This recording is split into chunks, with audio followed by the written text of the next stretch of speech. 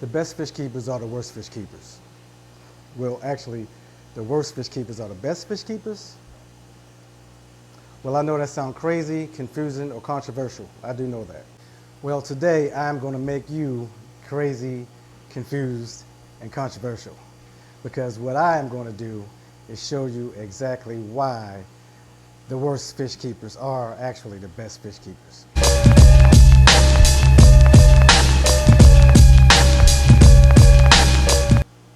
I think for all of us, it starts with a stronger than average curiosity, fascination, and appreciation for aquatic life. You know, like stopping at the local fish shops all the time just to check out the fish and check out their tanks, you know, fantasizing and stuff, romanticizing, even though you don't have a tank at home of your own. Not yet, anyway. Then we start pitching the sale to our spouse or significant other at home. You know what I mean? You know, small stuff. Like for our 1 year anniversary, my wife wanted to go down to Florida, so I took her down there to Miami, and it was close to Boca Raton, where we went sightseeing and went by Predatory Fins to check out their store, their shop, when my poor unsuspecting wife, poor baby.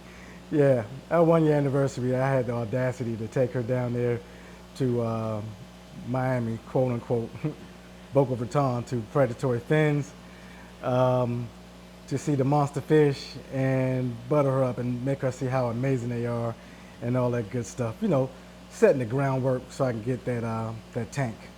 At the time when we were there, I kind of mentioned that I was going to start off with just a 75-gallon tank, something I can manage. We'll see how that went, how that worked. So I started out looking for a used 75-gallon tank, and I found two 125-gallon tanks instead. So I jumped on because the deal was really great. And besides, I need that second one as a backup tank. Everybody needs a backup tank, right? Or an excuse to get one. And right after that, you know, of course, you go through cycling the tank as best you can. You got to be really patient, but you don't really have the patience because you're so excited to get into the hobby. And I end up cycling the tank for maybe 3 weeks, not quite long enough, but then I jumped out there and bought fish. Some of those fish I still have, surprisingly. So I bought fish at the fish stores. I went shopping at certain fish stores and went online buying fish and stuff like that. And of course, what happens is that we're going to buy too many fish to go into the tanks because we're so excited to fill a tank up, and the tank isn't mature enough, or really the tank isn't mature at all. So boom, all hell's break loose in the tank. All right, you're gonna have cloudy tank. You're gonna have fish that's struggling up at the top of the water because you know they're struggling and you haven't figured it out yet. You're gonna have aggression, fish aggression. You're gonna have fish in there trying to eat their tank mates because you didn't understand that fish see the other fish as food, and all kinds of stuff. You're gonna have ick breakout, and you're gonna be trying to figure out how to, you know, get rid of the ick, and all hell is gonna break loose. But hey, do not panic. Whatever you do, don't panic. Lean into the struggle, okay?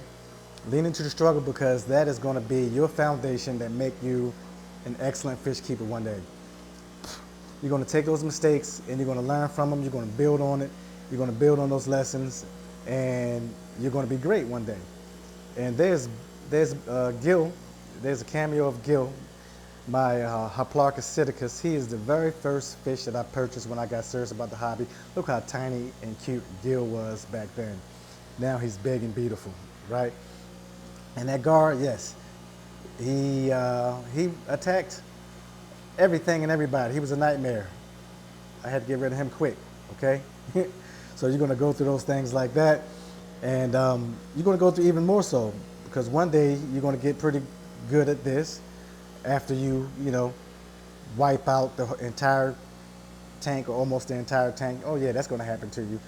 All the stuff that we fish keepers tell you on YouTube not to do, you're gonna do it anyway because you gotta learn for it yourself, you know?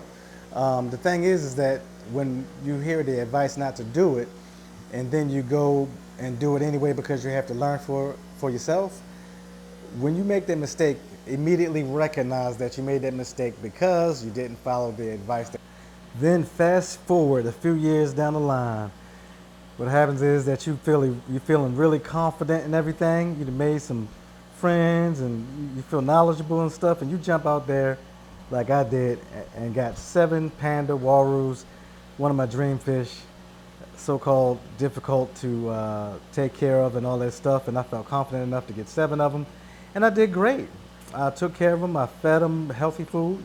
That looks like a little bit too much food in there, but I did water changes like every 2-3 days. So I fed them good, did regular water changes, did big water changes. This was a black water tank. This was my first black water tank, so I kept the pH down, kept the nitrates, and all that stuff 0. Took real good care of this tank and felt real good about these panda warus until one day, oh my God, these panda waru ain't looking so good. Womp, womp, womp, womp. And that's how I learned that do all that good stuff with these panda waru, but you do have to be mindful. They are also very sensitive to water temperature fluctuations. So do not do water changes from the outside faucet during the winter time, especially big water changes on panda waru. You will stress the hell out of them. Message! So fast forward, one day you're gonna find yourself in your big old fish room, surrounded by a bunch of big old tanks with some big old fish that are beautiful, exotic, and all that good stuff. Fish that was on your list, fish that you dreamed about keeping, wondering if you were gonna be a good enough fish keeper to keep these fish. And you realize, I didn't do too bad, huh? Not so bad for such a bad fish keeper, is it? So along the journey, you find yourself keeping some exotic, oddball fish with specific needs, like this Fahaka pufferfish that I've grown out from like 5 inches. That tiny little fish that when you first bought him, you wondered if he was going to actually make it, and he turns out to be quite a handsome brute. You find yourself keeping some very beautiful, exotic species of cichlid like this regani. Never thought I'd see one in the flesh, let alone own it, but I'm happy I got them. Or maybe that group of little tiny slow-growing datnoids that you purchased turns out to be the magnificent creatures that you imagine.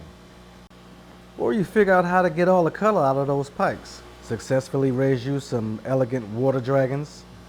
Before you know it, you're on so-called expert level because you are keeping wild discus and ultimate angelfish in a black water tank successfully at that. Came a long way from making all those mistakes, right? Didn't know how to control cloudy tank and all that stuff. Came a long way. And I had to zoom in and give some special camera time to these ultimate angelfish looking all magnificent and everything. They're on a lot of people's bucket list, and I certainly would not have been able to keep them and the wild discus without all the mistakes that I made in the past that I learned from. And lo and behold, the first fish that I bought on this journey, when I started this journey, my Hoplarchus psittacus, or true parrotfish, Gil. Gil was with me through all the ups and downs and the learning curves and the corrections and overcorrections and everything, okay? And he's still with me, looking beautiful, he's thriving, he's healthy, and I'm so glad he's with me. Shout out to Gil, big ups Gil. Well, y'all, thanks for hanging in there, watching this video, especially if you made it this far. Please go ahead and hit the like button if you haven't liked it by now. I know you like it, all right? And if you don't like it anyway. Just help support the channel, all right? Hit that like button. Please subscribe so that you can see more videos. Sorry I haven't uploaded any in a long time, but we're going to be getting busy. I got plenty of old videos too. Make sure you subscribe to my channel, help support us, all right? Well, anyway, enough of that. You guys tell me what you think. Did I make a believe out of you? You understand why I said the best fish keepers are the worst fish keepers and the worst fish keepers are the best fish keepers? It's because it takes you to be the worst fish keeper to become the best fish keeper. So lean into your struggle, go through what you go through, listen to those criticisms, but don't take it too personal. Try to learn from it. Don't listen to the negative, look for the positive, and grow, all right? And then, and this message is not for everybody. It's for those of you who are probably just getting into this hobby or been in the hobby for a little minute, and you're making these mistakes and sometimes you feel discouraged.